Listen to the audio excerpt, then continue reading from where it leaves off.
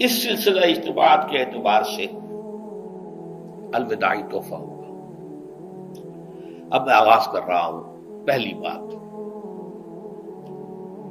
اس سبب میں 3 باتیں مجھے کہنی ہیں۔ سب سے پہلی بات یہ کہ زندگی کی سب سے بڑی حقیقت موت ہے۔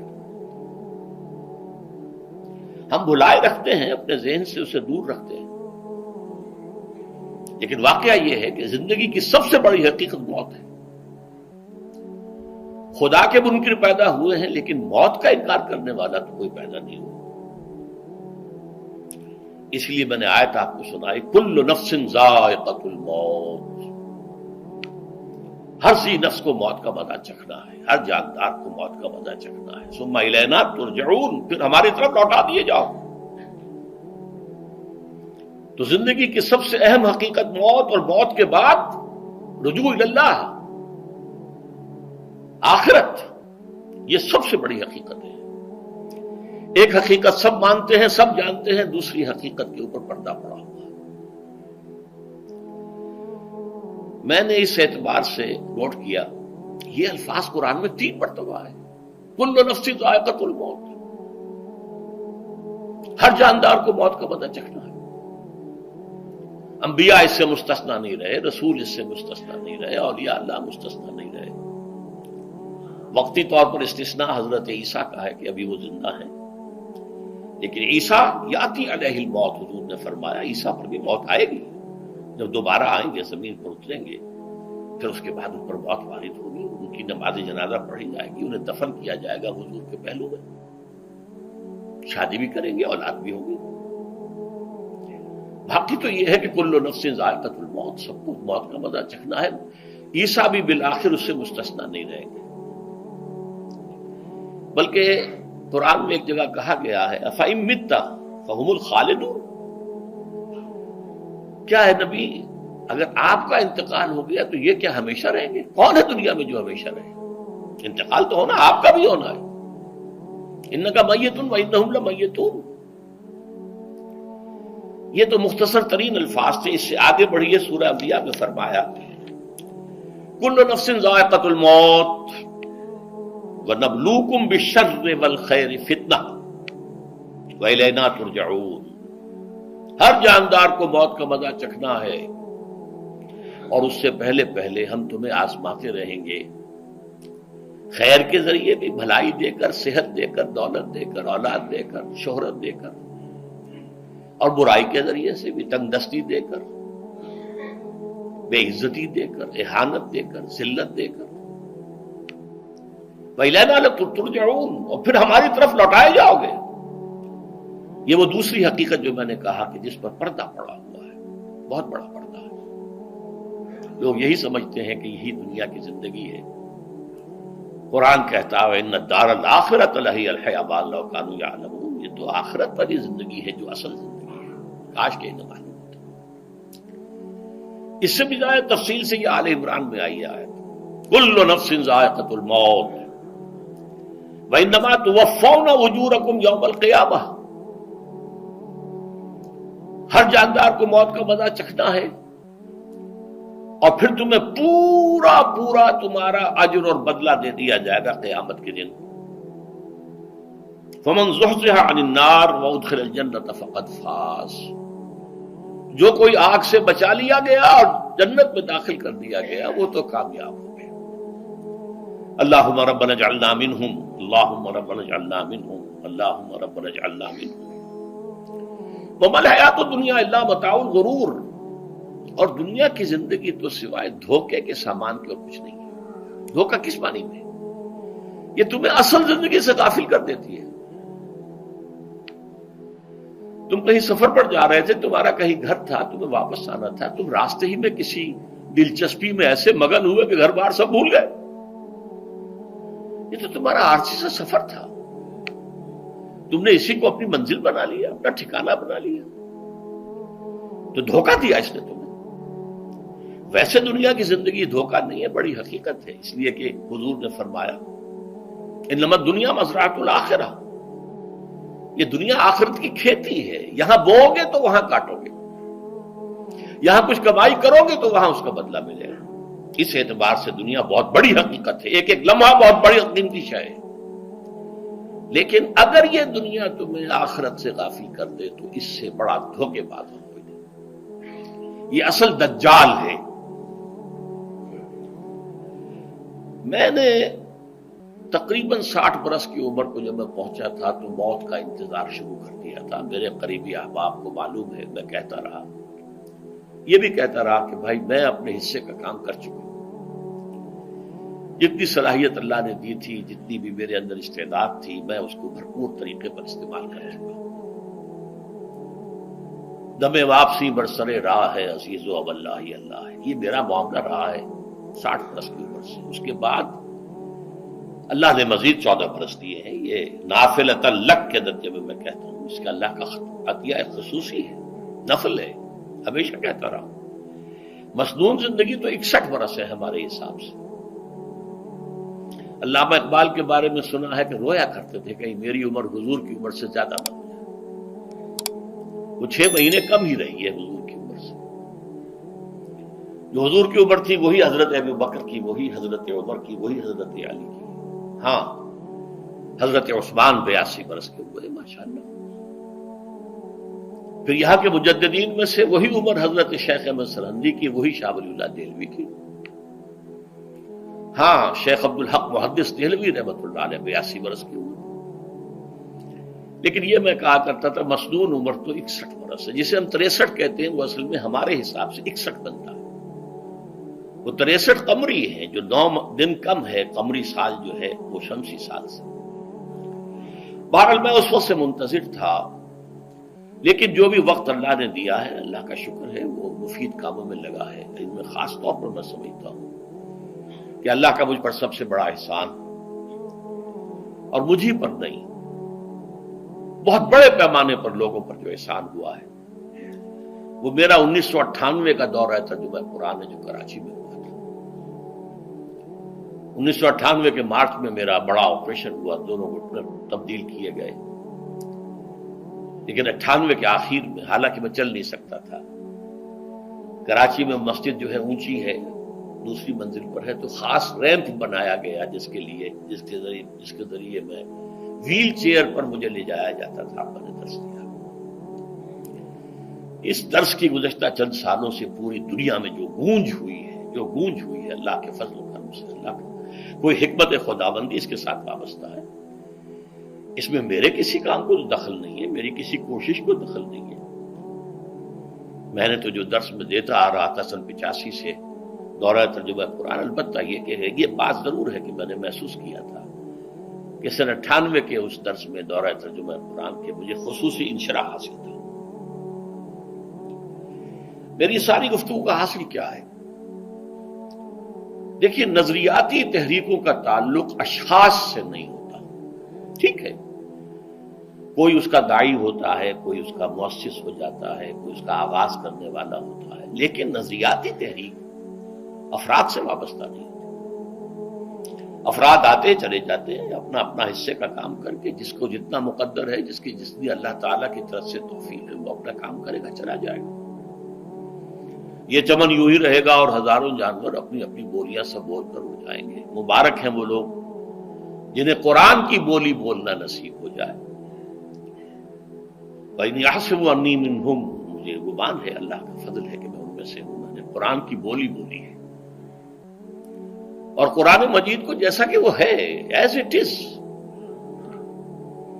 اپنے کو مذمومہ خیالات، اپنے کوئی ذہن سے زائدہ نظریات کو میں نے اس میں دخل نہیں دیا، جسے انگریزی میں آپ آبجیکٹیولی کہتے ہیں، خالص معروضی طور پر قرآن کو پڑھا ہے، قرآن کو قرآن سے سمجھا ہے، یا پھر سیرت رسول سے سمجھا ہے۔ میں لفظ سنت کی بجائے سیرت استعمال کر رہا ہوں۔ قرآن مجسم حضور تھے صلی اللہ علیہ وسلم، اور حضور کی سیرت اور حیات جو ہے وہ قرآن مجید کی اصل تفسیر ہے۔ یہ حقیقت بھی بہت کم لوگوں کے علم ہے۔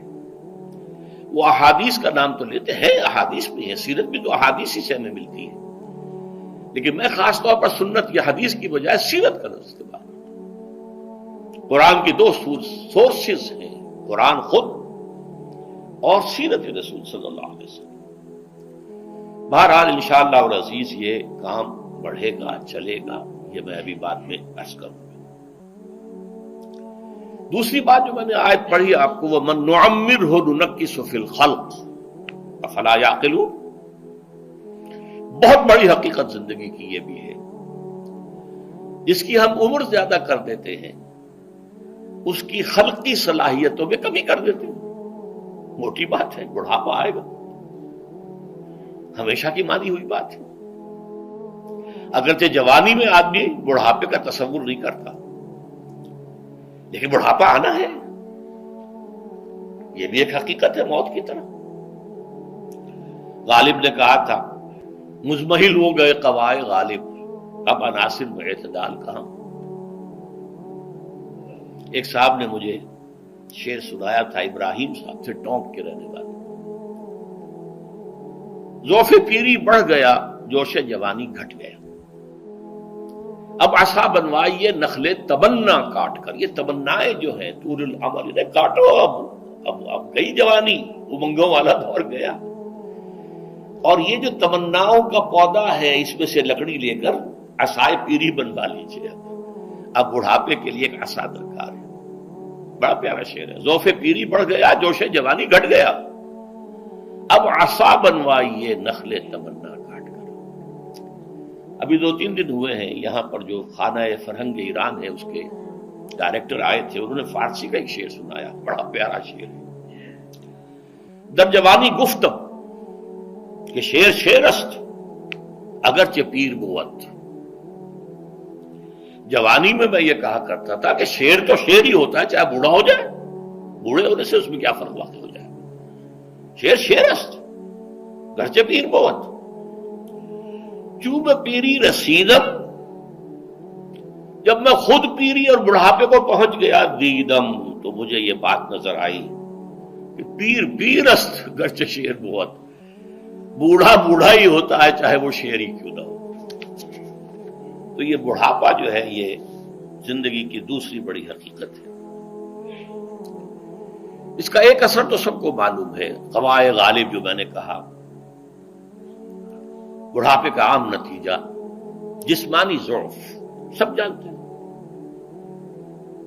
لیکن مجھ پر اور کچھ اور لوگوں پر بھی خاص طور پر اس کا جو ایک اثر ہوتا ہے یا مجھ پر ہوا ہے وہ ہے یادداشت کی کمزوری، اور یہ میں کئی سال سے محسوس کر رہا ہوں، میری پرانی یادداشت بڑی مضبوط ہے، قوی ہے، اس میں کہیں کوئی کمی نہیں ہے، لیکن ریسنٹ پاس کی چیزیں جو ہے، پچھلے 5-6 سال کے واقعات مجھے یاد نہیں رہتے، اشخاص سے ملا ہوں اور دیکھ کے پہچان لیتا ہوں، کئی بار ملاقات ہوئی ہے، نام یاد نہیں آتا، تاریخیں اور اشخاص کے نام کے اعتبار سے تو خاص طور پر کئی سال سے میری جو میموری ہے وہ امپیئرڈ ہے، اور میں محسوس کرتا رہا ہوں کچھ عرصے سے کہ عین تقریر کے دوران محسوس ہوتا بلیک آؤٹ ہو گیا،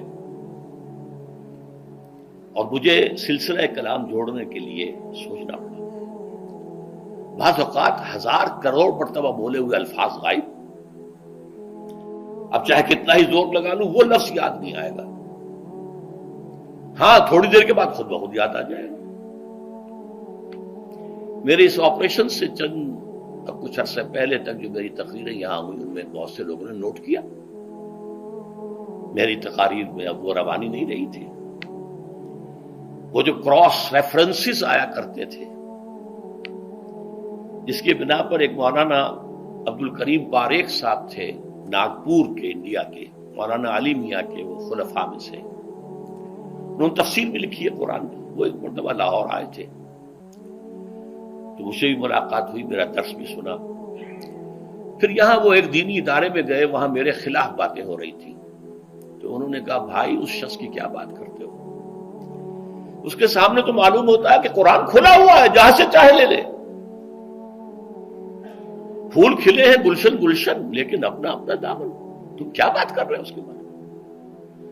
تو عبد الکریم باریک صاحب کی وہ جو تاثر تھا وہ صحیح تھا، کراس ریفرنسز کا آنا، القرآن یفسر بعضہ بعضا، اس میں بہت کمی آ گئی۔ بہرحال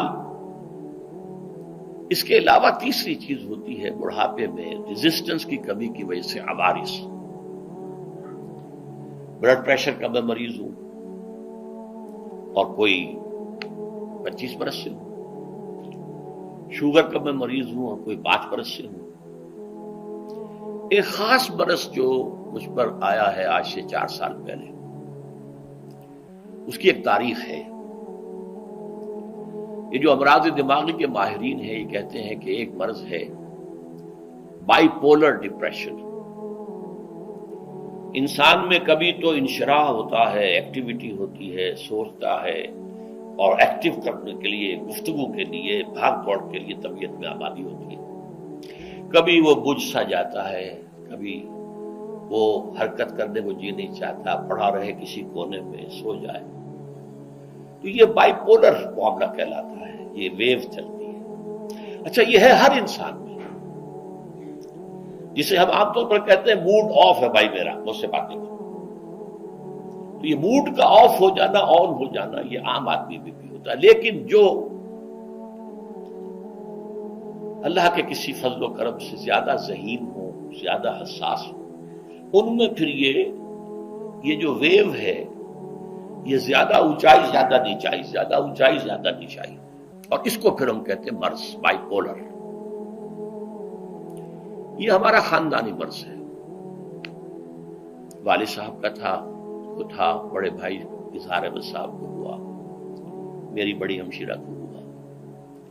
عام طور پر اس کی عمر ہوتی تھی 3 تجربے مجھے ہیں. والد صاحب کو 13 برس میں نے اٹینڈ کیا ہے اس بیماری میں، سن 52 سے 65 تک جب کہ ان کا انتقال ہوا. تو یہ عام طور پر شروع ہوتا ہے 50 برس کے لگ بھگ. میری عمر جب 50 برس کے لگ بھگ ہوئی تو مجھے کئی مرتبہ محسوس ہوا کہ میری تقریر کے دوران سوئچ آف ہوتا ہے. ایک مرتبہ سن 70 میں میری یادداشت کئی گھنٹوں کے لیے بالکل ضائع ہو گئی. اس کا میں نے تذکرہ کیا ہوا، میری کتاب ہے حساب کم و بیش. جو کیفیت مجھ پر گزری تھی، جس کرب کے عالم میں وہ چند گھنٹے مجھ پر گزرے تھے، میں انہیں الفاظ میں بیان نہیں کر سکتا. آدمی خراب ہے، نہ ابتدا کی خبر ہے نہ انتہا معلوم، کچھ بھی نہیں. میں جب 50 برس کا ہوا اور یہ ایک مرتبہ مجھے جھٹکے لگے مسجد سمن آباد کے اندر، تو میں نے ڈاکٹر رشید چودھری صاحب سے، وہ میرے والد صاحب کے بھی معالج رہے تھے، میں نے ان سے کہا کہ یہ ڈینجر زون میں داخل ہو گیا ہوں. ان کا نہیں، آپ کو یہ نہیں ہوگا، اس لیے کہ آپ اللہ کے کتاب کی خدمت کر رہے ہیں. تو ان کی یہ بات پارشلی ٹروتھ نکلی کہ 70 برس کی عمر میں مجھ پر یہ 20 برس اللہ تعالیٰ نے مجھے اس میں ایک بونس دے دیا. 70 برس میں ظہور ہوا. اس کا ایکسائٹنگ کاز بنا ہے افغانستان میں جو حادثہ ہوا طالبان کے ساتھ. اتنا صدمہ مجھے تھا، ایک دم بیٹھ گیا. یہ چیز جو ہے ابھی کنٹینیو کر رہی ہے.